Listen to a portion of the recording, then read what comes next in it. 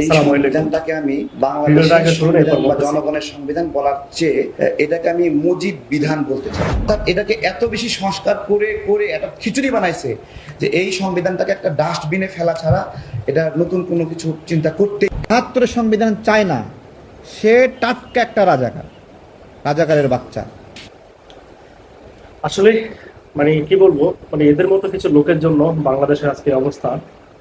আসলে ৭২-এর সংবিধানে বাংলাদেশের মানুষের জন্য না, এটা হচ্ছে একটা মানে দলের জন্য।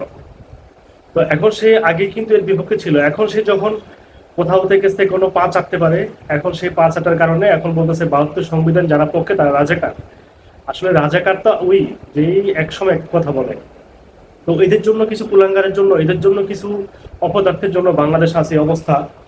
এর কাতারে আরো কয়েকজন আছে, আপনারা অবশ্যই জানেন। তো আমতারেক আসলে কখন যে কি বলে আসলে এটা বড় মুশকিল। তো হ্যাঁ, সে একসময় অনেক মারি খাইছে, অনেক নির্যাতিত হয়েছে, সেটা আমরা মানি, কিন্তু ইদানিং সে একটা মানে সে নিজের কথা সে নিজেই। তো আমরা চাই না এই বাংলাদেশ আর কখনো ফ্যাসিবাদী হোক, এই বাংলাদেশ হোক গণতন্ত্রের বাংলাদেশ। তো আমি মনে করি এদেরকে আল্লাহ হেদায়েত দান করুক। সবাই ভালো থাকবেন। আসসালামু আলাইকুম।